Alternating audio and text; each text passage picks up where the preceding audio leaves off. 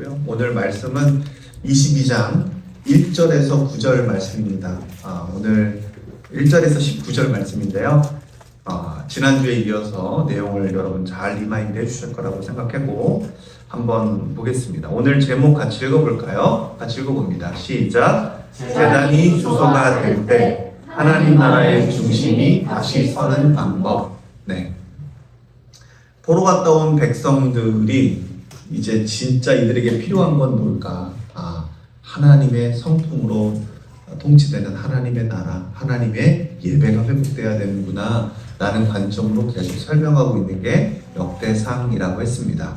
자, 22장 우리 지난주 한번 이어서 쭉 보면요. 같이 한번 읽어볼까요? 시작! 하나님은 죄의 자리에서 제단을 세우시고 그 제단 위에 예배의 중심을 세우셔서 우리를 예수 그리스도의 십자가와 부활 안에서 하나님 나라 백성으로 다시 빚으신다. 여러분, 이게 21장과 22장의 내용이에요. 우리 그림을 보면 알겠지만 다윗이 하나님께 범죄를 했다는 거죠. 그죠? 그 범죄의 자리에, 죄가 많던 자리에 뭐가 임했다? 하나님의 은혜가 임했고, 회개하는 순간 은혜가 임했고, 그곳이 범죄의 현장이 제단이 되었다. 그리고 그 제단이 오늘 본문에서는 이제 하나님의 집으로 선포가 되고, 그 은혜의 제단에 아리우나의 타작마당을 사서 제단을 세웠잖아요. 그 제단이 이제 솔로몬 성전으로 선포가 되는 그러한 오늘 중요한 장면입니다. 자, 21장에서 다윗은 숫자로 안전을 확인하려고 했습니다. 그래서 재앙이 왔죠. 하나님 것인데도 불구하고 자기 것이라고 자기의 영향력을 내세웠다는 거죠. 그게 교만이었다는 거고요. 그런데 하나님은 다윗을 버리지 않으시고 오르난의 타작마당, 그곳을 하나님의 번제단으로 이렇게 쓰셨고, 그 자리에서 심판의 칼을 멈추셨다. 그러니까 죄가 있던 자리에서 하나님의 은혜가 임했고, 그것이 바로 제단이 되었다까지 바로 지난주 내용이었습니다. 자, 이제 22장 1절에서 다윗이 외칩니다. 같이 읽어볼까요? 시작! 여기가 여호와 하나님의 집이다. 여기가 이스라엘의 번제단이다. 네. 원래 하나님의 법궤는 다윗 성에 이 다윗의 장막 안에 있었고, 나머지 모든 하나님을 섬기는 물품과 이런 장막, 이것은 베냐민 땅에 있었다고 그랬잖아요. 그런데 이제 그게 아니라 하나님이 원하시는 곳은 이 오르난의 타작마당입니다. 이 죄를 사해주고 죄를 끊게 하고 하나님의 은혜로, 하나님의 관계로 다시 회복할 수 있는 이곳이 바로 성전의 터다, 하나님이 집이다 라고 선포를 했다 이거예요. 실패의 자리가 은혜의 중심이 되었다라는 겁니다. 여러분, 이게 하나님 나라의 방식입니다. 예술교회는 청년 때부터 여러분들이 잘 신앙훈련 받고 지금 결혼도 하고 애도 낳고 이렇게 살아가고 있는데, 여러분, 제가 여러분들에게 참 감사했던 게 뭐냐면 여러분들이 실패를 두려워하지 않고 지금까지 잘 왔다는 거예요.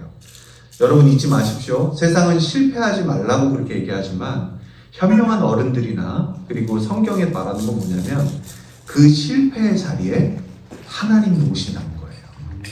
아담이 죄를 지었을 때 아담이 하나님을 찾았나요? 하나님이 직접 아담에게 내려오셨나요? 내려오셨죠? 여러분, 인류가 처음 죄 짓자마자, 처음 실패가 일어나자마자 하나님은 그 자리에 오셨고, 그 자리에서 가죽옷을 지어 입혀주시면서 동물의 제사도 알려주시고 하나님께 나오는 방법을 가르쳐 주셨죠. 아담 때도 그랬고 다윗 때도 그랬고 오늘날 우리에도 그래요. 여러분, 우리 마음에 가장 죄가 있고 가장 힘든 곳이 어디입니까? 바로 사람의 마음 아니겠습니까? 그 마음에 예수님이 오셨다는 거예요.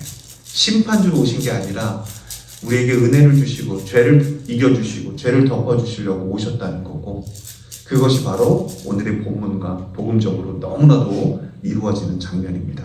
자, 이게 하나님 나라의 방식이라는 것만 알아두십시오. 그래서 여러분, 기독교에는 실패가 없습니다. 하나님에게는 실패가 없기 때문입니다. 저도 이걸 이제 40 넘어서 성경을 보고 더더욱 깨달았어요. 여러분, 모든 인류는 사망을 향해 가고 실패를 향해 가지만 예수 믿는 자에게는 더 이상 실패는 없습니다. 왜냐하면 예수님이 사망과 권세를 이기셨고 그 영원한 생명을 우리에게 주셨기 때문에 우리는 실패한 자리에도 예수님이 오시고 모든 인류가 사망으로부터 실패할 수밖에 없지만 우리는 영원한 생명을 얻었다. 부활의 생명을 얻었다. 여러분 이거보다 더 큰 기쁨은 없는 겁니다. 이게 여러분들에게 이론이 아니라 실제가 되길 원하고 삶이 되기를 축복합니다. 아멘. 자, 이제 22장 1절을 한번 우리가 볼 건데, 자, 하나님의 제단이 이제 이 하나님께서 주셨던 아리우나의 타작마당의 제단이 하나님의 집의 주소가 됩니다. 심판에 멈춘 자리가 이제 임재의 중심이 되는 모습을 여러분들은 보실 겁니다. 여러분들이 이거 적용했으면 좋겠어요. 여러분의 삶에 실패가 있을지라도 그곳이 아리우나의 타작마당이 될지어다. 아멘. 여러분이 하는 일터에서 실패가 있을지라도 걱정하지 마십시오. 이 본문을 기억하십시오. 하나님 나라는 실패의 자리에 더 크게 오시는 겁니다. 아멘. 네, 잊지 마십시오.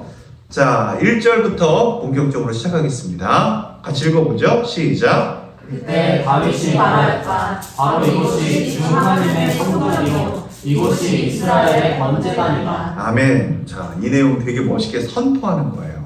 무슨 얘기냐? 여러분, 다윗은 장소를 설명하지 않습니다. 그냥 선포하고 선언합니다. 왜 그러냐면 하나님께서 여기에 계시겠다라고 선언하셨기 때문입니다. 여기가 바로 여호와 하나님의 집이다. 여러분, 모든 가장들은 들으십시오. 집에 가서 이곳이 하나님의 집이다. 이곳이 하나님의 성전이다라고 선포하시길 바랍니다. 하나님이 그걸 진짜 원하세요. 히브리어 공부 잠깐만 하면 집은 바이트입니다. 바이트. 이거는 단지 건물이 아니라 하나님이 계시는 거처고 하나님이 계시는 중심 그리고 하나님의 통치가 임하는 자리다라는 거예요. 다윗이 여기가 하나님의 집이다라고 얘기하는 건 이제 뭐냐면 하나님이 여기 계시겠다라는 거고 여기가 하나님 중심으로 흘러갈 거고 여기가 하나님의 통치의 자리다. 이제부터 여기가 성전이 될 거다라고 이제 오늘 쫙 선포하는 내용이 나옵니다. 자, 여기가 이스라엘의 번제단이다라는 것도 얘기하는데요. 이 내용은 뭐냐면 미즈베아흐예요. 미즈베아흐. 제단이라는 뜻인데요. 이게 무슨 뜻인지 여러분 잘 이해해 보세요. 첫 번째, 두 가지 의미가 있습니다. 하나는 하나님께 나아가는 자리다라는 거예요. 이제 너희들 지금까지 번제했을 때 다 어디로 갔니? 어디로 갔니? 베냐민 지파로 갔었지. 베냐민 땅으로. 이제는 거기가 아니야. 이쪽으로 와. 여기가 하나님께 나아가는 자리야. 두 번째 의미 뭐냐면 하나님께 나아가려면 죄가 다뤄져야 되잖아. 여기는 죄가 다뤄지는 자리야. 그리고 번제단이다라고 했잖아요. 여러분, 번제는 히브리어로 올라예요. 올라. 근데 이게 공부를 해보니까 어떤 표현이냐면 연기가 올라가잖아요. 번제할 때. 진짜 그 의미예요. 올라가다 할 때의 올라예요. 예배는 내 삶이 하나님께로 올라가는 방향 전환이다 라는 뜻이에요. 다윗이 1절에서 선포합니다. 여기가 이제 하나님의 집이고 하나님의 번제단이다. 너희가 하나님께 나아가는 자리고 너희의 죄가 여기서 다뤄지는 자리고 이게 반드시 하나님께로 올라가는 자리야. 그러니 베냐민 지파로 가지 말고 산성으로 가지 말고 이제 이 번제단 하나님의 성전이 있을 이곳으로 너희가 집중하고 나왔으면 좋겠어 라고 선언을 하는 거예요. 여러분, 이건 설명이 아닙니다. 하나님께서 확실한 메시지를 주셨고 심판을 그치게 하셨고 거기서 은혜의 자리가 흐르게 하셨으니까 이것으로 이제 선언이 된다라는 거예요. 자, 이 내용을 잘 이해했으면 좋겠습니다.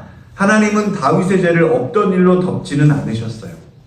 심판을 하셨고 그 징계의 자리에 하나님이 은혜를 주셨고 제단을 주셨다는 겁니다. 즉 다윗을 끝난 사람으로 버리지도 않으셨다는 거예요. 오히려 제단의 자리에서 새 중심을 세우게 합니다. 하나님의 새 질서를 주시는 거죠. 자, 하나님 나라의 통치 우리 같이 읽어봅니다. 하나님 나라는 시작. 하나님 나라의 중심은 성과가 아니라 예배입니다. 하나님은 먼저 건물을 세우기 전에 제단을 세우십니다. 즉 하나님은 당신의 나라를 용서와 회복 위에 세우십니다. 아멘. 여러분 잊지 마십시오. 다윗은 지금 사실 돈이 있었을까요? 있었을까요? 다윗은 건물 세울 돈 있어요. 성전 세울 돈 있어요. 그리고 하나님께 먼저 세우고 싶다고도 얘기를 해요. 근데 하나님이 멈추시죠. 왜? 다윗이 그 당시엔 교만했거든요. 자기가 있는 금의 숫자, 무슨 말의 숫자, 여러 가지를 백성들의 숫자도 세고 있었거든요. 근데 하나님이 명확하게 얘기해 주십니다. 여러분 잊지 마십시오. 하나님 나라는요, 성과가 아니라 예배예요, 예배. 여러분 예배가 뭐라 그랬죠? 아까 목사님이 처음에 얘기했지만 나의 면류관을 드리는 거예요. 하나님. 여러분 면류관이 뭐죠? 오늘날로 말하면 나의 업적입니다. 나의 체면이고요. 나의 지금까지 공들여온 모든 것입니다. 이게 내가 쌓아 올렸다가 아니라, 그죠? 누가 쌓게 해주셨다라는 거예요? 이 모든 게 하나님의 은혜였다.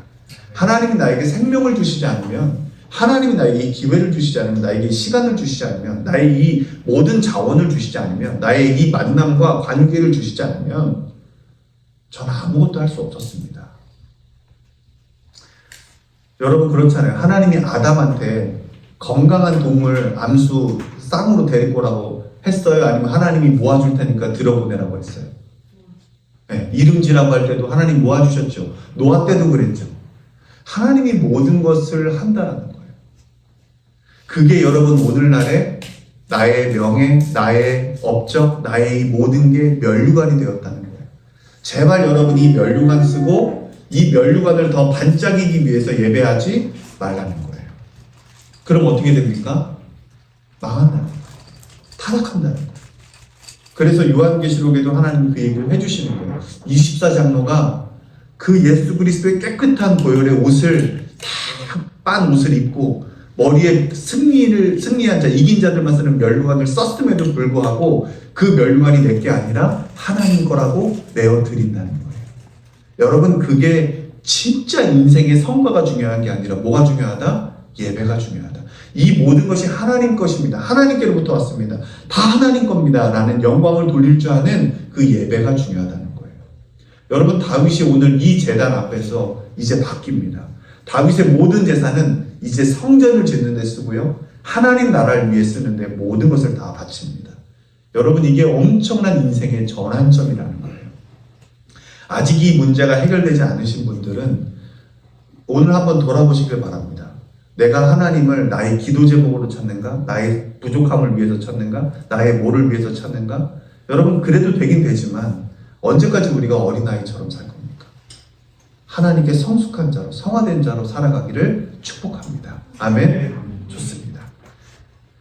자, 즉 하나님은 건물을 세우기 전에 제단을 세우신다. 은혜를 주신다. 하나님은 당신의 나라를 용서와 회복 위에 세우신다.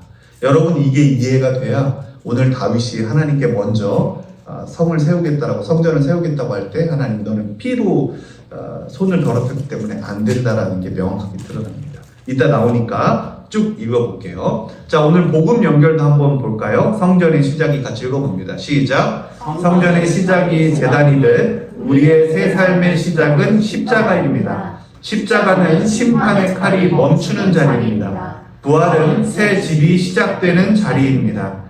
예수님이 참 제단이요 참 성전이십니다. 아멘.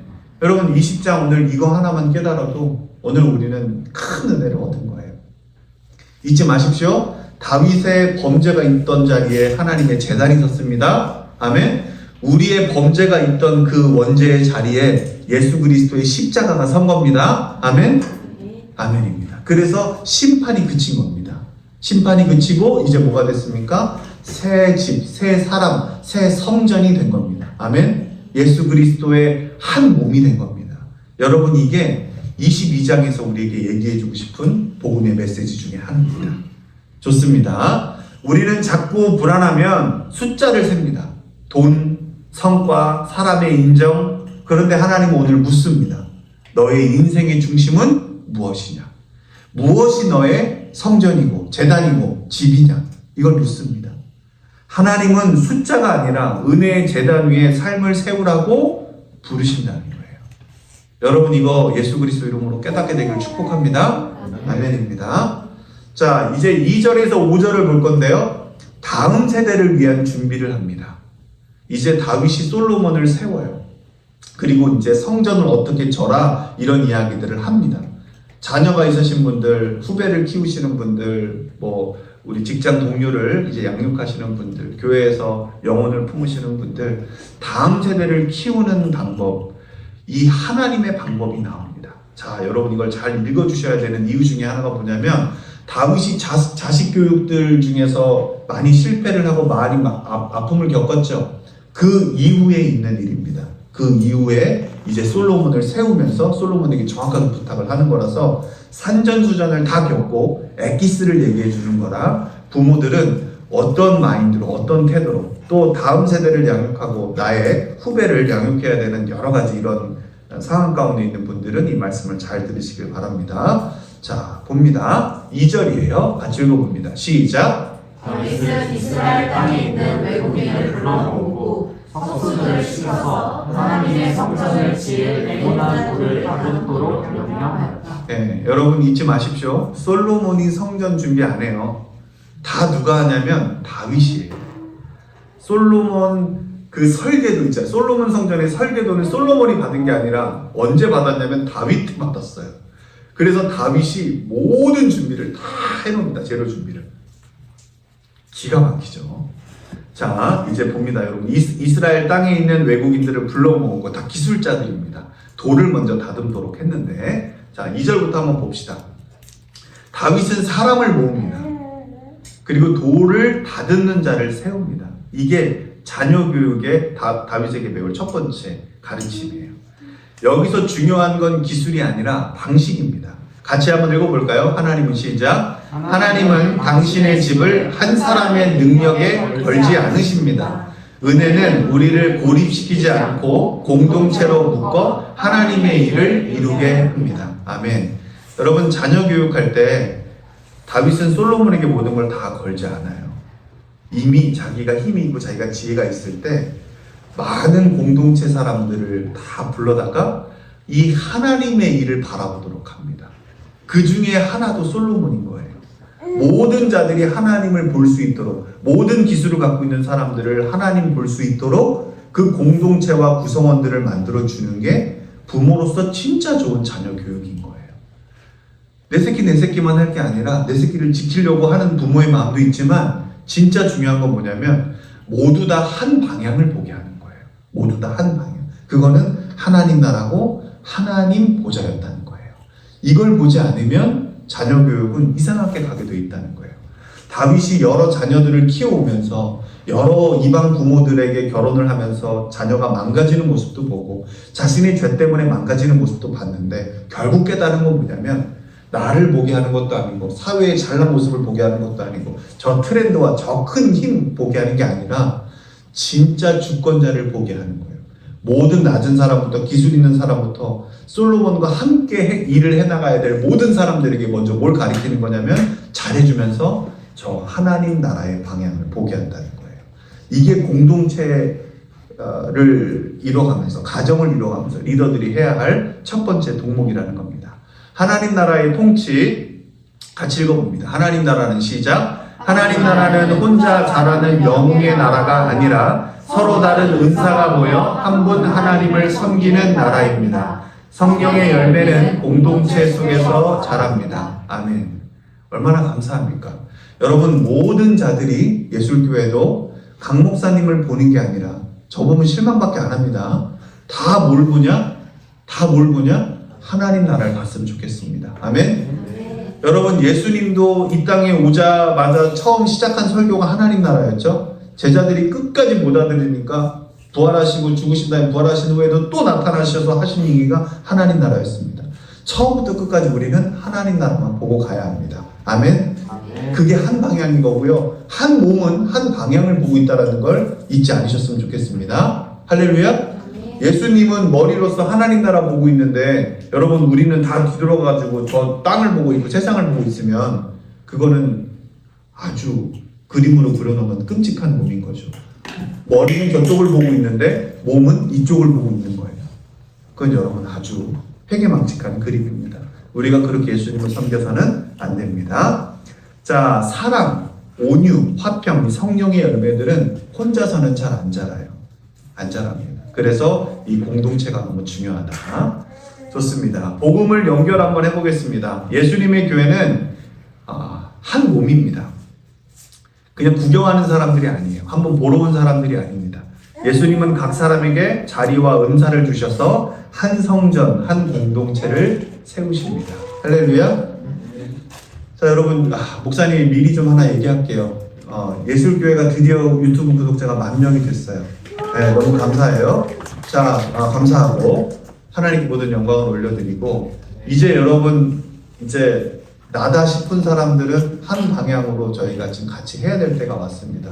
참 감사하게 인경자매가 일하랴 육아하랴 뭐하랴 하는데 요즘 악보를 하나하나씩 만들어서 새벽에 지금 계속 보내주고 있어요. 그걸 여러분 예술교회 모든 이제 성도들뿐만 아니라 많은 사람들이 이걸 무료로 다 형제 중에 지극히 작은 자들도 쓸 수 있도록 흘려보내주고 있습니다. 그렇게 다 흘려보내주고 나니까 이제 댓글창이 되게 깨끗해졌어요. 네, 댓글창이 참 깨끗해졌고 그 와중에 어떤 분들은 그래도 예술교회에 도움이 되려면 이렇게 뭐 악보를 팔아야 되지 않겠냐, 뭐 해야 되지 않겠냐, 그게 더 건강한 거 아니냐라고 하시는데 여러분 전 좀 독특한 거 아시죠? 형제 중에 지극히 작은 자 한 명이 사지 못한다면 그건 안 됩니다. 그래서 모두가 다 할 수 있도록 그렇게 해주시면 되고요. 2월 달부터는요 홈페이지를 좀 만들려고 합니다. 이제 누가 오더라도 예술교회는 이런 교회라는 걸 말로 설명하는 게 아니라 할 수 있도록 다 볼 수 있도록 만들려고 하는데 기술이 있으신 분들, 함께 하고 싶으신 분들 한 방향으로 하나하나 이렇게 섬겨주시면 감사하겠습니다. 자, 같이 읽어봅니다. 신앙은 시작. 신앙은 나 혼자 결심해서 버티는 것이 아니라 은혜 안에서 함께 세워지는 것입니다. 오늘 당신이 공동체를 피하고 있다면 하나님은 다시 모이자라고 부르십니다. 아멘. 다윗이 맨 먼저 했던 게 뭐라고요? 공동체를 부르더라. 이게 제일 중요하다는 거예요.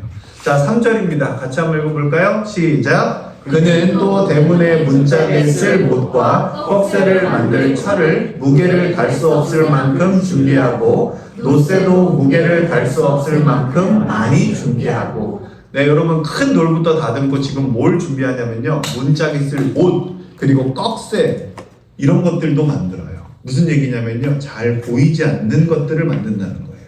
자, 봅시다. 다윗은 문짝 못과 이음새 같은 보이지 않는 부품을 준비하도록도 합니다. 그러니까 다윗이 여러분 얼마나 기뻤고 나머지 모든 삶을 이 성전을 짓는데 다 쓰는 거예요. 하나님은 겉모양만 보지 않으십니다. 하나님은 보이지 않는 연결 관계들을 데리고 오십니다.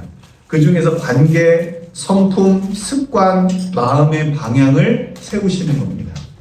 여러분 성화라는 걸 오해하지 않기를 축복해요. 성화는 뭐냐면 성숙하게 된 사람만 성화된 게 아니라 이런 겁니다. 예전에는 내가 아무 양심에 걸리지 않게끔 내 마음대로 했던 것들이 이제 하나님 말씀 때문에 틀리는 거예요. 하나님 말씀 때문에 멈추게 되는 거예요. 이 공동체의 사람들 때문에 한 번 더 생각하게 되는 거예요. 그러면서 주춤하게 되는 것도 여러분 성화의 과정인 겁니다. 여러분 잊지 마십시오. 성화는 성숙한 사람만 하는 게 아니라 하나님의 말씀이 있는 자들에게 성령님이 찔러주시면서 이렇게 해봐라 저렇게 해봐라 하면서 약간 버퍼링이 걸리더라도 그 모든 순간들이 다 성화의 과정이 들어간다. 자, 그러면서 보이지 않는 내 속사람이 바꿔지는 거예요. 지금 이 3절에서 봐야 될 거는 바로 뭡니까? 다윗이 보이지 않는 부품부터 만들었다는 거예요. 왜? 하나님의 이 성품으로 통치되는 나라는 작은 부품 하나, 작은 연결되는 거 하나하나가 너무 중요하더라 이겁니다. 예술교회가 이 보이지 않는 성품, 관계, 마음, 습관 이런 것들이 다 하나님 나라의 통치로 다스려졌으면 좋겠고 바뀌어졌으면 좋겠습니다. 할렐루야. 네. 아멘입니다. 아멘이에요. 자, 하나님 나라의 강함은 화려함이 아니라 견고함이다. 그래서 하나님은 우리에게 먼저 성품의 못을 박으십니다. 정직이라는 부터 같이 읽어볼까요? 시작. 정직이라는 못, 절제라는 이음새, 온유라는 연결, 용서라는 문고리, 이게 성령의 열매입니다. 아멘. 다윗이 이런 마음으로 만들지 않았을까 싶어요. 그냥 성전을 건강하고 튼튼하게 만들어야 되겠다가 아니라 하나님의 통치로 다스려지는 이 성전은 이 이음새 하나도 이렇게 연결됐던 것처럼 이렇게 다 하나님의 성품으로 통치되고 연결됐으면 좋겠다. 이런 나라가 제사장 나라가 됐으면 좋겠다 라는 마인드로 시키지 않았을까 싶어요. 그러니까 돈을 아끼지 않고 자신의 모든 것들을 다 쏟아 만듭니다. 다 준비를 한다 이거죠. 십자가는 우리의 보이지 않는 죄의 뿌리를 다루는 자리입니다. 겉을 꾸미는 종교가 아니라 속을 바꾸는 복음입니다. 아멘. 진짜 예술교회에 이 겉을 중시하는 자들이 다 사라지기를 축복하고요. 다 불로 태워지기를 바라고 진짜 이 속사람이 변하는 건강한 교회가 되기를 축복해요. 아멘. 여러분 내 속이 불편하다면 언제든지 공동체가 있으니까 얘기하십시오. 예술교회는 이 속사람이 바뀌는 이 생명을 위해서 헌신하는 교회가 될 겁니다. 아멘. 겉을 좋아하고 프로그램 좋아하고 종교를 좋아하는 사람들은 그런 데 가면 돼요. 여기에는 그런 사람들이 오면 불편할 거예요. 왜요? 그렇게 나가지 않을 거기 때문입니다. 아멘? 불편할 겁니다. 여러분 이 자리는. 불편한 자리가 될 겁니다. 내 자리를, 내 자랑을 자랑할 수 없는 자리가 될 겁니다. 어느 누구도 그렇게 자랑할 수 없는 곳이 바로 이 자리가 될 겁니다. 그렇게 돼야 한다고 성경은 말하고 있습니다. 자, 사람은 겉으로 괜찮아 보여도 연결이 약하면 무너집니다. 가정도 그렇고 교회도 그렇고 인생도 그렇습니다. 오늘 하나님은 겉을 꾸며라가 아니라 속을 다시 예수님과 연결하라 말씀하십니다. 아멘. 자녀 교육을 그렇게 하라는 거예요. 자녀 교육을. 다 뭐로 연결하라는 거예요? 작은 부분 하나하나를 다 하나님의 성품과 하나님 나라로 속사람부터 연결하라고 이야기하시는 겁니다. 4절 읽어볼게요. 시작. 또 백향목을 셀 수 없을 만큼 준비하였다. 이 백향목은 시돈 사람과 두로 사람이 다윗에게 운반하여 온 것이다. 우리 이제 뭐 사무엘 다 읽어서 알지만 주변 나라들이 다윗에게 다 좋은 것들을 내비치고 다윗의 하나님을 보고 가장 좋은 재료들을 공급했다 이겁니다. 자, 이거 한번 중요하니까 봅니다. 핵심은 이거예요, 여러분. 공급의 길이 하나님께 달려 있다는 겁니다. 아멘. 나의 노력에 달려 있지 않다는 거예요. 왜 그러냐면 여러분, 나의 노력은요 언제나 막히게 돼 있습니다. 여러분 학교 다닐 때 열심히 노력하면 1등 했던 사람들이 있죠. 1등 했던 사람들이 있어요. 저도 딱 한 번 1등 해봤거든요. 열심히 하니까 되긴 되더라고요. 근데 여러분 계속 1등 할 수 있을까요? 없을까요? 없습니다. 그러면 일찍 죽어요. 계속 1등 하려고 하고 열심히 살면요 이렇게 천재들은 일찍 죽더라고요. 잊지 마십시오, 여러분. 인생은요, 어른이 되면 될수록 가르쳐줘요. 뭘 가르쳐주냐면, 내 힘으로는 한계가 있다는 걸 가르쳐줍니다. 아무리 사업을 열심히, 여러분 사업 대충 하는 사람들 있어요? 그 영화에서 그거 있잖아요, 뭐죠? 극한 직업인가? 사업 대충 하는데 너무 잘 되는 거. 그건 그냥 영화고. 웬만해서는 어떻게 됩니까? 다 최선을 다해서. 생존이 걸려있으니까 열심히 하지 않습니까? 그럼에도 불구하고 망한다는 거죠. 그거 다 어떻게 증명할 건데요? 그게 인생이라는 겁니다, 여러분. 망하는 방법을 해서 망한다. 이건 아니에요. 이건 그 사람을 괴롭히는 거예요. 누구나 한계가 있다는 걸 우리는 알게 됩니다. 사업이 잘 돼도 건강에 한계가 있고요. 결국은 다 건강도 좋고 모두 해도 갑자기 교통사고 나서 죽을 수도 있고요. 우리는 한계를 갖고 삽니다. 근데 너무 신기한 거, 이 한계를 극복하게 해주시는 분이 계세요. 죽음도 극복하게 해주시고 막힌 것도 뚫어주시는 분이 계세요. 그게 바로 누구냐면 하나님입니다. 하나님은 막힌 길을 여십니다. 할렐루야. 아멘. 우리의 한계가 하나님의 한계가 아닙니다. 우리의 상식이 하나님의 상식이 아닌 겁니다. 여러분 성화라는 건 뭐냐면 하나님의 나라, 하나님의 통치로 하나님의 성품으로 통치되는 이 성화의 과정은 뭐냐면요, 내 상식이 하나님의 상식이 아니라는 걸 깨닫는 겁니다. 아멘. 나의 한계가 하나님의 한계가 아니라는 걸 깨닫는 겁니다. 할렐루야. 아멘입니다. 하나님 나라의 통치, 하나님은 당신의 나라를, 하나님 나라를 세우실 때 우리의 손에만 묶여 일하지 않으시는 분이십니다. 할렐루야. 아멘입니다. 하나님은 주권적으로 사람과 자원을 움직이십니다. 이게 하나님 나라의 왕되심입니다. 여러분 예술교회도 지금 성전을 위해서 기도하고 있죠. 우리 예배당을 위해서 기도하고 있습니다. 우리의 한계가 여러분 보일까요? 보일까요? 보입니다. 우리 재정일지를 보면 보여요. 우리의 한계가 이 정도구나. 우리의 지금 모습이 이거구나. 근데 잊지 마십시오. 하나님은 지금 두로와 시돈을 준비하고 계십니다. 하나님의 가장 아름다운 예배당을 위해서 하나님의 사람들을 준비하고 계세요. 지금 너무 신기한 게 여러분 유튜브 댓글에 참 감사하게도 예술교회 건축을 위해서 얼굴도 모르는 분들이 기도하고 계세요. 그리고 진짜 너무 신기하게 계속해서 기도해 주시고 응원해 주시고 막 그렇게 해주시는 분들이 생겨나요. 이 두로와 시돈은 예전에 이방 나라 땅이었습니다. 우리가 모르는 사람들이 우리의 예배당을 위해서 기도해 주시는 분들이 이제 생겨요. 여러분 올해 이제 1월이 거의 다 지났지만 올해 12월 될 때까지 열심히 사역하겠죠? 이제 더 크겠죠? 기도가 쌓일 겁니다. 죄가 많던 이곳에 은혜가 임할 거고 하나님의 기도가 쌓일 겁니다. 그때 여러분 잊지 마십시오. 우리의 한계를 넘어 하나님의 놀라우심이 나타날 겁니다. 하나님은 하나님의 일을 하십니다. 아멘. 그러니까 우리의 한계로 또 우리의 능력으로 하나님을 재단하지 않기를 축복합니다. 아멘. 진짜 하나님은 기도하는 사람들에게 이 재미를 가르쳐 주세요. 너의 눈으로 제발 보지 마.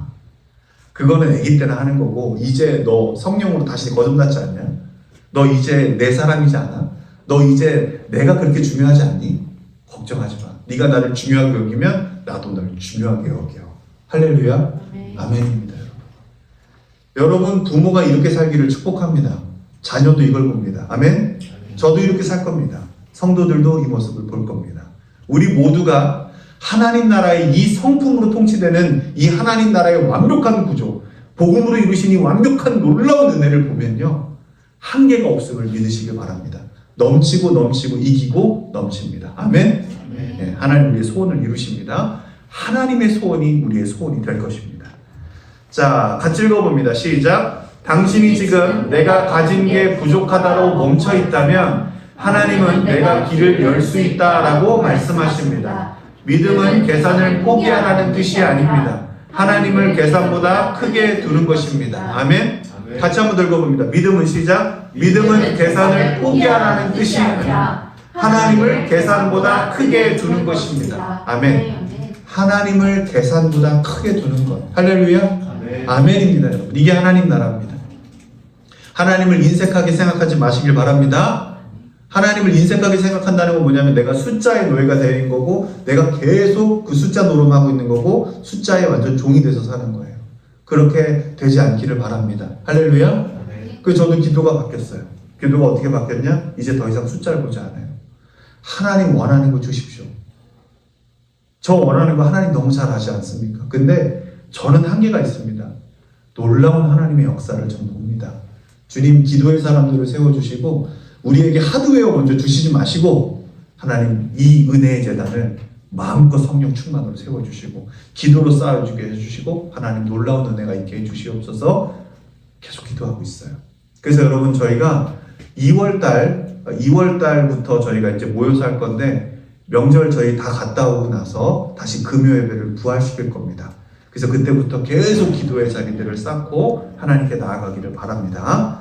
5절 읽어봅니다. 읽어보죠. 시작. 다윗은 이런 혼잣말을 하였다. 나의 아들 솔로몬이 어리고 연약한데 주님을 위하여 건축할 성전은 아주 웅장하여 그 화려한 명성을 온 세상에 떨쳐야 하니 내가 성전 건축 준비를 해두어야 하겠다. 그래서 그는 죽기 전에 준비를 많이 하였다. 여러분 이 PPT는 목사님이 PDF 파일로 해서 다시 우리 예수교회 채팅방에 올려드릴 테니까 리마인드 하실 때 더 가까이 보시길 바랍니다. 자, 다윗이 뭘 혼잣말을 하고 넋두리를 하죠? 내 아들 솔로몬이 어리고 연약하다라고 말합니다.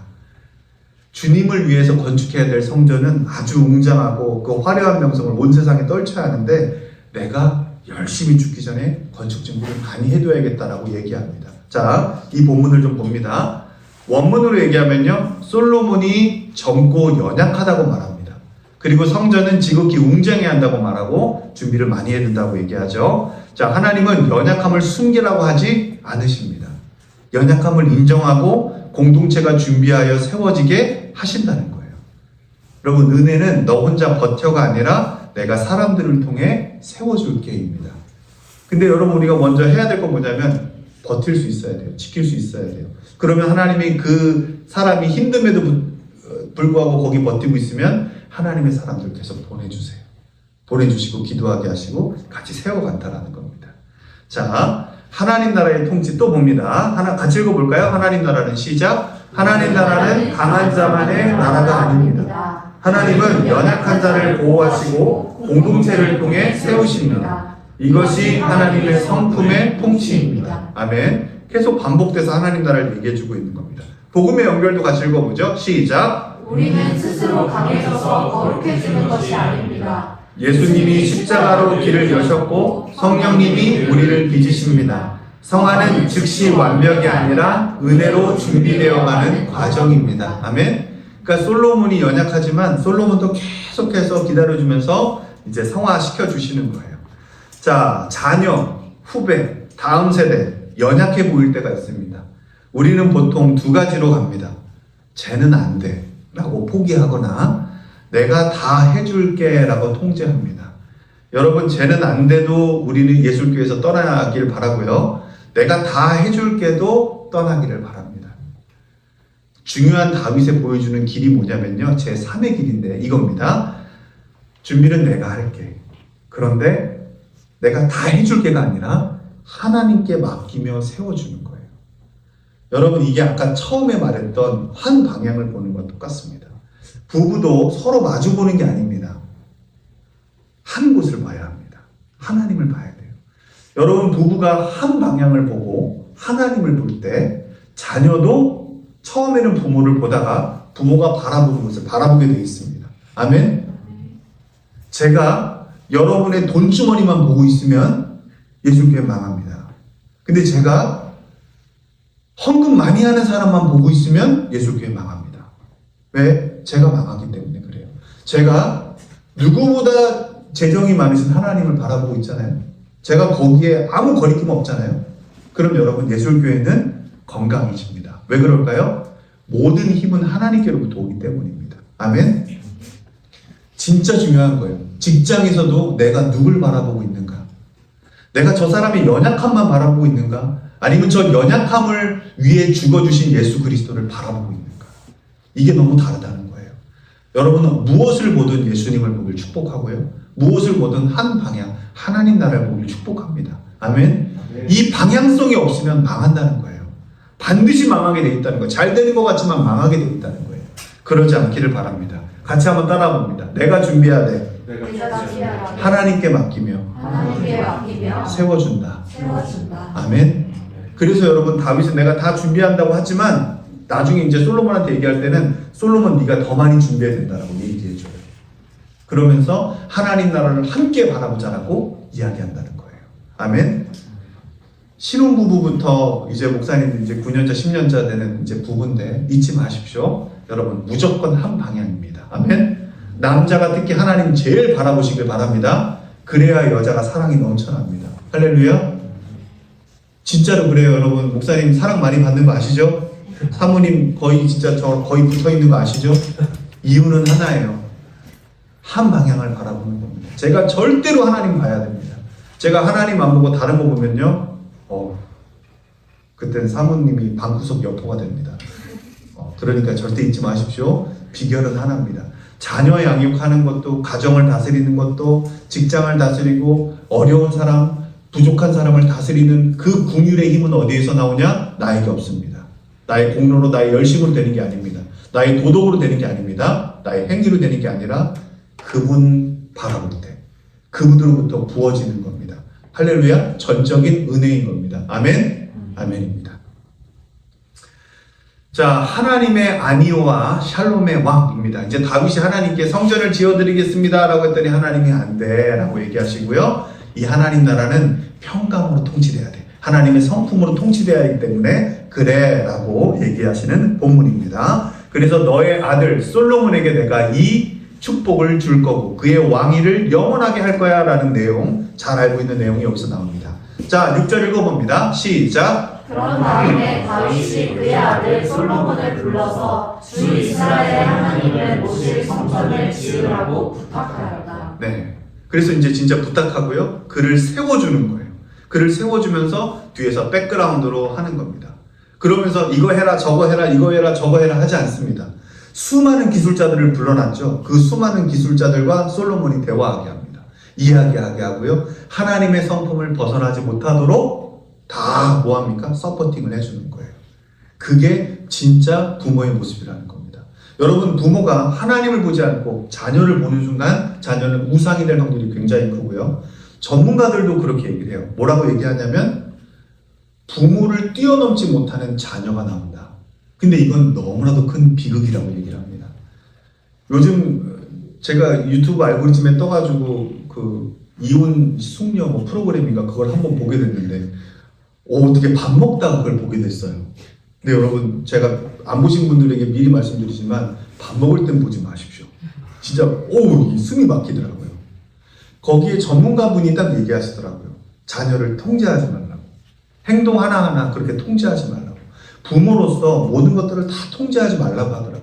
그러면 어떤 게 나오냐면 통계적으로 그 얘기를 하실 때 전문가 얘기니까 뭐라고 하냐면 절대 부모의 그 능력을 뛰어넘지 못한다 하더라고요.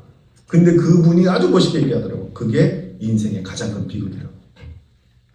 사랑하는 성도 여러분, 지혜하면 다윗입니까? 지혜하면 솔로몬입니까? 솔로몬이죠. 그 솔로몬은 어느 정도 어느 부분은 광야를 겪진 않았지만 광야를 겪지 않고 하나님의 큰 축복 속에서 자랐지만 그래도 지혜하면 그리고 이제 노년에는 하나님을 바라보는 그 명철이 생기지 않습니까? 부모보다 탁월한 게 생겼다는 거예요. 근데 그 첫 번째 이유가 뭐냐면 적어도 마지막에 다윗이 자녀 교육들을 실패하고 정말 나중에 깨달은 게 뭐냐면 내가 자녀를 보지 말아야겠다는 거예요. 그럴 때 내 자녀가 죽더라. 내 자녀가 근친상간을 하면서 내 왕위를 뺏으려고 하더라. 내 부하들도 내 자녀를 아주 업신여기면서 죽이려고 하더라. 죽이지 말라고 해도 죽이려고 하더라. 가장 큰 비극은 뭐냐면 부모가 하나님의 시선에서 떨어져서 우상을 만들고 있는 거예요. 여러분 절대 그러지 않기를 축복합니다. 아멘. 이 성경에서 말하는 가장 중요한 핵심이 뭐냐? 하나님을 바라보라는 거예요.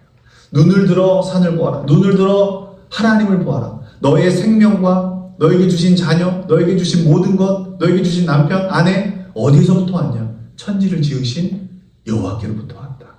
여러분 이 고백이 우리의 삶에 떠나지 않기를 축복합니다. 아멘. 그러니까 여러분 하나님 보시길 바랍니다.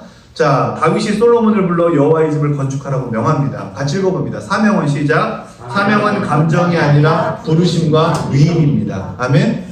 그러니까 여러분 앞으로 예술교회 많은 분들이 오시고 이제 자녀 양육들도 하면서 이제 뭐 갈 텐데 예술교회는 이런 분들은 신학교 안 보낼 겁니다. 지원도 안 해줄 거고 그냥 하나님 알고 싶어서 간다는 사람 안 보낼 겁니다. 정확하게 하나님이 부르신 사람만 가야 됩니다. 아멘. 아멘이에요 여러분. 저 하나님도 알고 싶어서요. 이렇게 가는 사람들 그냥 책을 많이 사주자고요. 책 많이 사주고 그래 하나님도 알아라 이렇게 하면 되고요. 진짜 하나님께서 사명을 주시고 부르시는 분들만 딱 가면 되는 거예요. 사명이라는 게 여러분 이렇습니다. 소명이라는 게 이래요.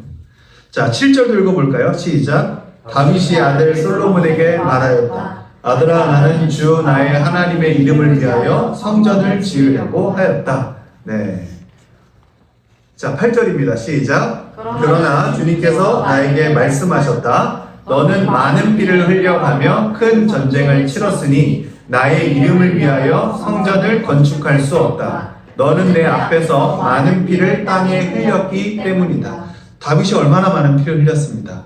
흘렸습니까? 근데 여기서 말하고자 하는 핵심은 이겁니다. 뭐냐면 하나님 나라의 성품은 이 평화로 다스려진다는 거예요. 자, 핵심이 이겁니다. 이 말은 다윗을 버리려는 말이 아닙니다. 성전이 상징해야 할 하나님 나라의 성품, 즉 거룩과 화평을 지키는 말씀이라는 거예요. 자, 하나님의 안위오는 끝이 아니라 더 깊은 길로 옮기시는 은혜일 때가 많습니다. 다윗은 성전을 못 짓지만 하나님은 다윗을 배제하지 않고 준비자로 세우시고 그러니까 솔로몬이 더 좋은 틀에서 자라게 됩니다. 하나님 나라는 성공하면 그만이 아닙니다. 하나님은 무엇을 하느냐뿐 아니라 어떻게 하느냐 방식을 보십니다. 같이 읽어볼까요? 거룩은 시작. 거룩은 결과만이 아니라 길입니다. 결국 과정이라는 거예요. 과정이라는 거예요. 그래서 내가 하나님을 바라보고 있는 게 너무 중요하다는 겁니다. 같이 읽어봅니다. 여기서 시작. 여기서 복음은 더 선명해집니다. 다윗은 피를 흘린 왕이라 성전을 못 짓습니다. 그런데 예수님은 자기 피를 흘리심으로 참 성전을 세우십니다. 다윗의 피, 정복 전쟁의 흔적, 예수님의 피, 속죄와 화목의 값. 그러니까 여러분 한평생 여러분에게 정말 하나님이 다스리고 하나님 나라의 통치가 하나님의 성품이 여러분들을 다스린다면 싸우지 마십시오. 육체 일들을 끝내십시오. 여러분의 손에 피를 묻히지 마십시오. 그럼 여러분들은 소명과 사명에서 점점 멀어져 갈 것입니다. 어쩔 수 없어요, 여러분. 그래서 여러분, 우리가 하나님이 세다라고 하면 뭘 믿어야 됩니까? 하나님의 성품을 믿어야 됩니다. 사랑이 제일 세다는 걸 믿어야 되고요. 용서가 제일 세다라는 걸 믿어야 되고요. 계속 우리가 하나님이 힘이 세시고 하나님이 승리하셨다는 걸 믿고 나가야 됩니다. 그게 우리의 무기고, 그게 세상과 다른 차별점이고, 그래야 나의 탁월함이 보이는 게 아니라 뭐가 보이죠? 나의 영향력이 보이는 게 아니라 예수 그리스도의 영향력이 보이는 겁니다. 아멘? 여러분 주변에 교회 다니시다가 교회 안 나가시는 분들 계시죠? 그분들이 왜 안 나가시죠, 대부분? 왜 그러죠? 왜 대부분 실망해서 안 나가시죠? 네? 네, 대부분 뭐에 상처받죠? 네, 사람에게 상처받죠. 근데 그 사람이 정확하게 말하면 뭐냐면요, 그 사람에게 받은 영향력 때문에 상처받은 거예요. 맞아요? 예를 들면 이런 겁니다. 아, 목사님, 진짜 우리 목사님 그럴 줄 몰랐어 라고 말하는 건 뭡니까? 그 사람에게 좋은 영향력을 많이 받았고 그 영향력이 그 사람 거라는 건 줄 알았다는 거예요. 여러분 다시 얘기합니다. 저 영향력 없어요. 제발 제 영향력 받지 마세요. 저의 안에 있는 예수 그리스도의 영향력만 받으세요. 아멘. 여러분 저의 영향력이 나타난다면 얘기해 주십시오. 목사님 아직도 목사님이 많이 보여요 라고. 예수님만 나오도록 좀 겸손해지십시오 라고 얘기해 주세요. 그게 저를 살리는 거예요, 여러분. 저도 여러분 그렇게 살 거고요. 아멘. 제발 사람 때문에 실망할 수밖에 없는 구조 속에서 제발 실망을 할 수밖에 없습니다, 여러분. 그래서 진짜 사람의 영향력을 받지 마십시오. 아멘. 하나님의 영향력을 받으십시오. 그게 진짜 영향력인 거예요. 예수의 영향력이 진짜 영향력인 거지. 우리의 영향력이 도대체 무슨 영향이 있겠습니까? 있다 말죠. 기분 좋을 때는 있고, 컨디션 좋을 때는 있고, 돈 많을 때는 있고, 그렇지 않습니까, 여러분? 네, 맞아요. 다 그런 거예요. 그러니까 오직 하나님의 영향력, 예수님의 영향력만 바라보시고 그걸 따라 사시기를 축복합니다. 아멘. 오늘 22장은 다 뭘 얘기하는 겁니까? 다윗이 재단을 준비했고 거기서 성전이 쌓고 솔로몬에게 얘기했고 이건 표면적인 거고요. 다 이 모든 과정에 다윗이 중심은 뭐냐면 하나님을 봤다는 거예요. 그 하나님의 영향력이 나오도록 모든 것들을 세팅하고 모든 것들을 세워줬다는 거예요. 여러분 이게 진짜 중요한 핵심인 겁니다. 자, 좋습니다. 예수님의 십자가는 폭력의 연세를 끝내고 하나님과 원수된 우리를 화목하게 하십니다. 그래서 예수님은 평화로 성전을 세우시는 왕입니다. 할렐루야. 여러분 내가 피 흘려서 세운 성전 아닙니다. 예수님의 피 흘려서 세운 성전입니다. 아멘. 그러니까 그게 은혜라는 거예요. 우리가 신앙으로 무언가를 할 때 스스로 물어야 합니다. 주님, 하나님 바라보고 물어야 합니다. 주님, 이 일은 주님의 뜻입니까? 주님의 방식입니까? 하나님 나라에서는 여러분 열심보다는 성품이라는 걸 오늘 제대로 깨달으시길 바랍니다. 아멘. 9절입니다. 시작. 보아라, 너에게 한 아들이 태어날 것인데 그는 평안을 누리는 사람이 될 것이다. 내가 사방에 있는 그의 모든 적으로부터 평안을 누리도록 해주겠다. 그러므로 그의 이름을 솔로몬이라 지어라. 그가 사는 날 동안 내가 이스라엘에 평화와 안정을 줄 것이다. 아멘. 다윗이 얼마나 기쁠까요? 우리 자녀 있는 분들은 알 겁니다. 부모님보다 자녀 때에 더 큰 축복을 주시겠대요. 여러분 이거보다 기쁜 게 있습니까? 엄청 좋죠. 하나님이 그렇게 이뻐해 주신다고 얘기하시고요. 자, 여기서 더 큰 축복이 나옵니다. 10절 시작. 그가 내 이름을 위하여 성전을 건축할 것이다. 그는 내 아들이 되고 나는 그의 아버지가 되어 이스라엘을 다스리는 그의 왕위가 영원히 흔들리지 않고 튼튼히 서게 해줄 것이다. 아멘. 10절을 보면 이렇게 얘기합니다. 하나님이 얘기하세요. 솔로몬이 내 이름을 위하여 성전을 건축할 것이다. 솔로몬은 내 아들이 되고 하나님은 솔로몬의 아버지가 되어 이스라엘 다스리는 그의 왕위가 영원히 흔들리지 않고 튼튼하게 서게 해줄 것이다. 처음에 다윗은 이걸 이렇게 들었어요. 그리고 실제로 역사 속에서 이게 성취된 게 맞습니다. 하지만 솔로몬이 세운 성전은 무너져요. BC 586년에. 그래서 이거는 예수 그리스도를 예표하는 거예요. 예수님이 영원한 아들이 되셨고 영원한 왕위를 다스리셨고 실제로 자기가 성전으로 몸되게 오셔서 어떻게 합니까? 성전을 다 어떻게 하죠? 부셨다가 다시 세우시죠. 이게 놀라운 축복의 은혜라는 겁니다. 좋습니다. 자, 이 11절부터 16절을 볼 건데 강하고 담대하여 일어나 행하라 라고 얘기합니다. 자, 한번 11절부터 읽어봅니다. 이제 솔로몬을 세워주는 부모의 이야기입니다. 시작. 내 아들아, 이제 주님께서 너와 함께 하셔서 주님께서 너를 두고 말씀하신 대로 주 너의 하나님의 성전을 무사히 건축하기를 바란다. 네, 이렇게 축복해 주시는 거예요. 참 축복하고요. 자, 여기서 되게 중요한 표현이 나옵니다. 다윗은 여호와께서 너와 함께 하시기를 네가 형통하여 라고 축복합니다. 여러분 잘 들으세요. 여기서 형통은 숫자 증가가 아니에요. 사명을 이루게 하는 하나님의 임재의 은혜입니다. 이거 여러분들에게 오늘 꼭 얘기해 주고 싶었어요. 자, 여러분의 사업장에, 가정에 하나님의 영광이 가득하세요 라고 얘기하는 거는 하나님의 성품이 가득하게 한다는 걸 여러분 이해하셨죠? 자, 요셉이 가는 곳마다 형통하더라. 이 얘기는 여러분 일을 잘했다라고 들으시면 안 돼요. 이 형통은 뭐냐면요, 요셉이 가는 곳마다 하나님이 커 보이더라라는 얘기예요. 할렐루야? 아멘? 지금 22장에서 1절부터 계속 얘기하는 게 뭐죠? 하나님 바라보라는 거죠. 어떤 상황에서도. 할렐루야? 아멘? 여기서 형통이라는 게 다윗이 솔로몬에게 해주는 축복인데 이렇게 얘기하는 거예요. 솔로몬아, 네가 무엇을 하든 하나님이 커 보이기를 축복한다. 아멘?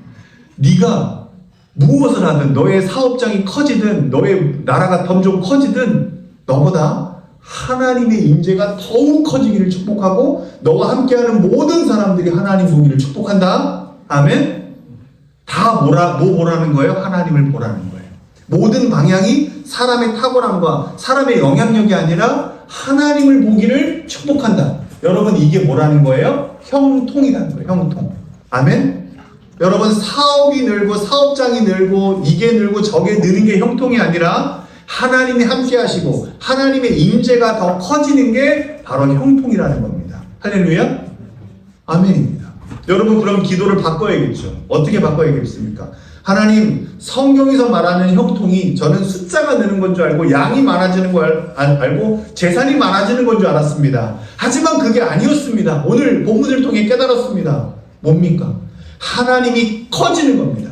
하나님의 임재가 커지는 거고 하나님의 이름이 거룩하게 여겨지는 거고 하나님 나라가 저에게 가득 임하는 겁니다. 제가 하는 모든 것에 있는 거고 제 자녀에게, 제 남편에게, 제 아내에게, 제가 하는 사업장에, 제가 하는 모든 관계 가운데 하나님 나라가 커지는 겁니다. 아멘? 여러분 하나님 나라 이길 게 뭐예요? 지금 제일 센 나라가 미국이죠.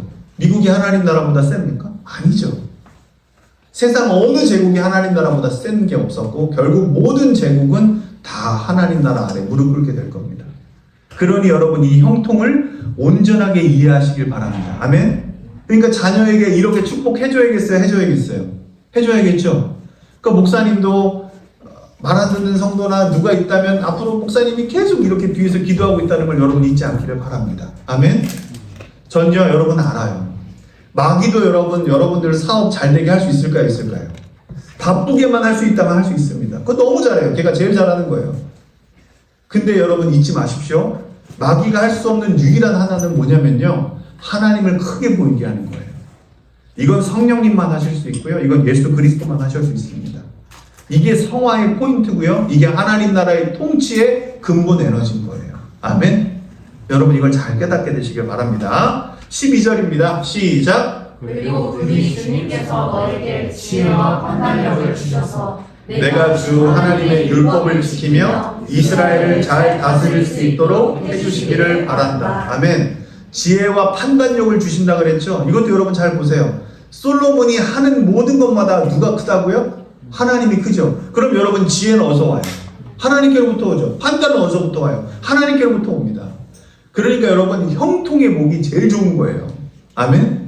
아멘입니다. 늘 하나님이 보이고 하나님과 관계가 맺어 있어서 순종이 자연스러운 거예요. 그러니까 여러분 늘 자녀에게 하나님을 얘기해 주십시오. 하나님 이야기를 쉬지 마십시오. 그걸 대화하십시오. 내 사랑하는 아내와 남편과 이 하나님 이야기를 나누십시오. 삶의 이야기보다 하나님의 이야기, 우리를 향한 기대를 갖고 있는 이야기를 마음껏 나누십시오. 그러면 그 가정은 반드시 형통할 겁니다. 할렐루야. 목사님이 원하는 게 이거예요.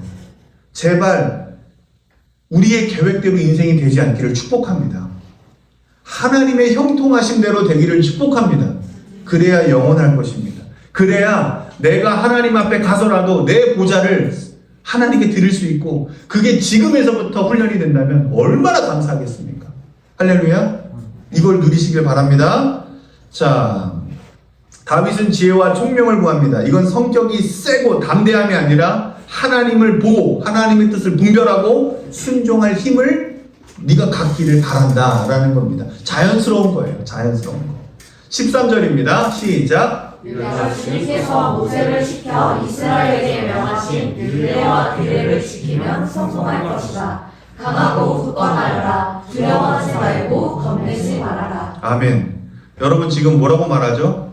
마지막에 보면 두려워하지 말고 겁내지 말아라 하죠. 여러분 잊지 마십시오. 크리스찬으로 살아야, 그게 나의 정치성이 돼야 세상에 다 그렇게 살아, 세상은 원래 이래 라는 게 떠나갑니다. 여러분 잊지 마십시오. 그냥 내가 일하는 그 순간만큼은 크리스찬이 아니라 내가 그 직업으로 살잖아요. 그럼 여러분 어느샌가 하나님이 멀어지고요, 어느샌가 하나님 방법대로 사는 게 자기를 찌릅니다. 그렇게 살면 인생이 형통해질 수 없습니다. 그래서 하나님은 그렇게 살 때마다 우리를 찔러주십니다. 형통으로 초대하시는 겁니다. 아멘? 그렇잖아요. 일 다 하면서 예배드리기 힘들어요.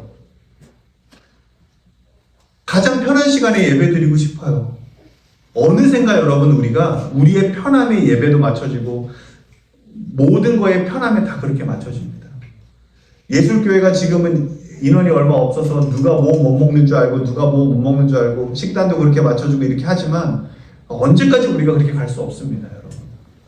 하나님은 다 우리의 필요를 아시고 서로 사랑하게 하고 서로 연결고리를 맺게 하셨지만 이제 어떻게 하냐면 우리를 개인으로 살아가지 않게 하시고 그리스도 없이는 살아갈 수 없는 크리스찬의 정체성을 정확하게 주실 겁니다. 할렐루야. 정민이 보세요 여러분. 요리사로 일하는 게 쉬울까요? 어려울까요? 어렵습니다. 그거 하루 꽤 많은 시간을 일합니다. 꽤 많은 시간을 일하고 거기에 또 관계가 있을 거고 갈등도 있을 거고 그렇게 합니다. 그런데 제가 만약에 요리사로만 살았다면, 요리사가 1번 정체성이었다면 교회 나와서 사역 못합니다. 다시, 왜냐하면 자기 다음날 일해야 되니까 어떻게 해야 되겠어요? 요리사 일을 잘해야 되니까 어떻게 하겠어요? 당연히 쉬러 가겠죠. 그리고 공동체와의 관계도 안 하려고 하겠죠. 그런 정민이의 모습이 때때로는 있었죠. 하지만 하나님은 그걸 그렇게 계속 두시지 않으신다는 거예요. 그래서 정민아 너 더 와서 일해, 막 너의 그 노동이 필요해, 그걸 착취하시는 하나님이 아니라 어떻게 하신다는 거예요? 정민아 네가 뭐니? 요리사니 크리스찬이니? 정민이가 어느 순간 성화돼서 성장을 해서 선택을 하는 거죠. 목사님 저는 크리스찬으로 더 살겠습니다. 그러니까 주말을 반납하고 하나님 앞에 나와서 요리하고, 얼마나 감사합니까? 그게 저는 반드시 믿습니다. 사랑으로 한 거라고 믿습니다. 자기의 기질을 꺾고 사랑으로 한 거라고 믿고요. 크리스찬으로서 한 거라 하나님이 다 카운팅 해주실 거라고 저는 믿습니다. 우리한테 잘 보이려고 하는 것도 아닙니다. 여러분 그러한 자들을 격려해 주시고 응원해 주시면 감사하겠습니다. 저는 여러분들이 다 첫 번째 정체성 그리스도인으로 살기를 축복합니다. 아멘. 그리스도인으로서 여러분 정치에 참여하십시오. 그리스도인으로가 아니라 그냥 나로서 참여하지 마시길 바랍니다. 가서 하나님 소리 낼 거면 내십시오. 하나님 소리도 아니고 이 사람 저 사람 소리 선동돼서 할 거면 하지 마십시오. 제발 속지 마시라는 거예요. 내가 그리스도인으로서 내 안에 예수가 주인으로서 내가 이걸 말하기에 급급하고 내가 이걸 말하지 못하면 죽겠다. 나가십시오. 제발 그런 정치활동이라도 하십시오. 교회가 정치활동 해야 합니다. 그리스도의 대리자가 되고 얘기해야 합니다. 외쳐야죠.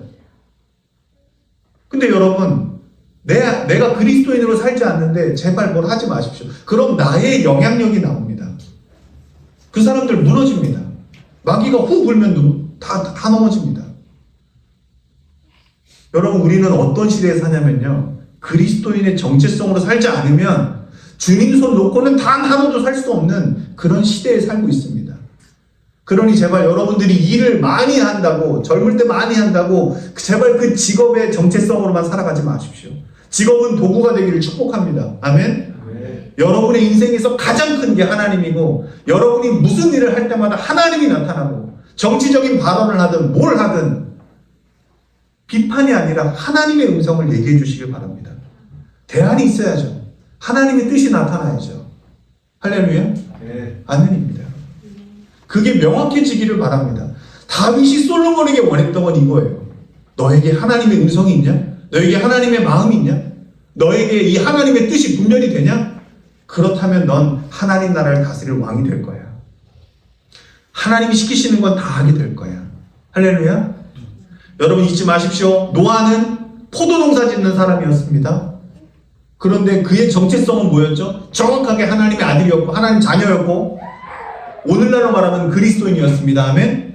그게 1번이니까 그 비오지 않는 그 시간 동안 뭘 할 수 있었습니까? 한 번도 안 해본 방주를 지을 수 있었고 수많은 사람들의 조롱에 하나님의 메시지를 대변할 수 있었던 사람인 것입니다. 아멘? 아멘입니다. 이 명확한 자기 표현 아닌 하나님의 마음의 표현을 하는 여러분들 되시길 축복합니다. 아멘입니다. 자, 14절 읽어봅니다. 시작. 내가 주님의 성전을 지으려고 금 10만 달란트와 은 100만 달란트를 준비하고 놋과 쇠는 너무 많아서 그 무게를 다 달 수 없을 만큼 준비하고 나무와 돌도 힘들여 준비하였다. 그러나 내가 여기에 더 보태야 할 것이다. 아멘? 여러분 이게 다윗이 엄청난 거예요.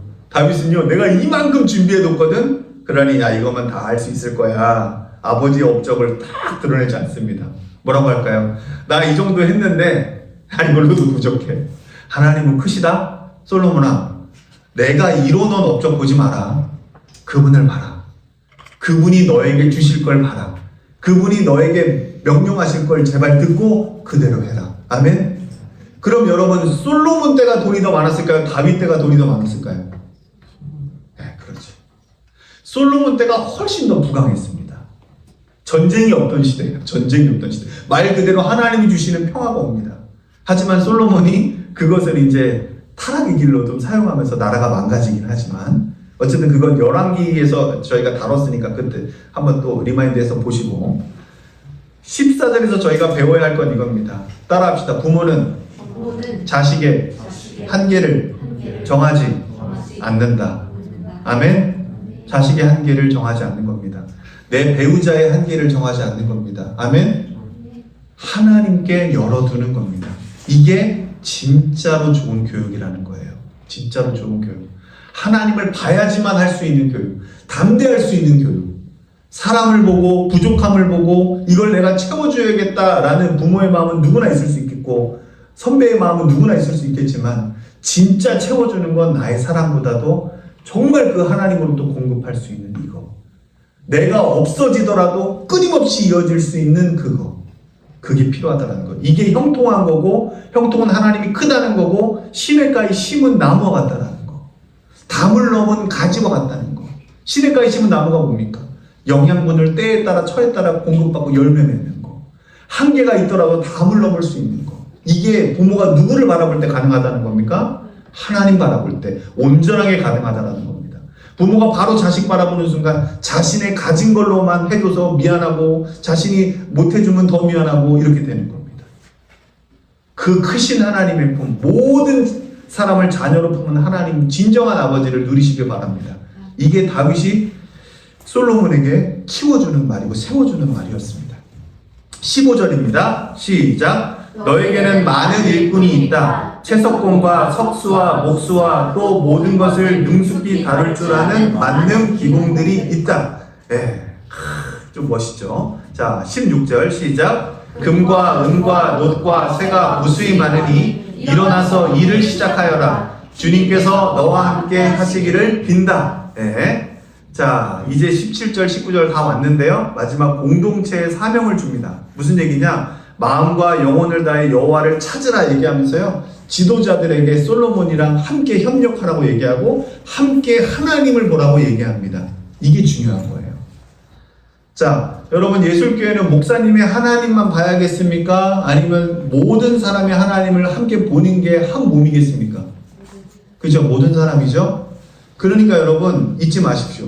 내가 주의 종인데 어험 이게 아니라 똑같습니다. 예수님이 저를 위해서 죽어주셨죠? 아멘? 여러분들을 위해서 죽어주셨습니다. 가치는 똑같을까요? 똑같을까요? 똑같아요. 이 가치에서 병졸이 나오는 겁니다. 여기에서 주시는 질서에 따라서 우리는 행하면 되는 겁니다. 이게 중요한 거예요.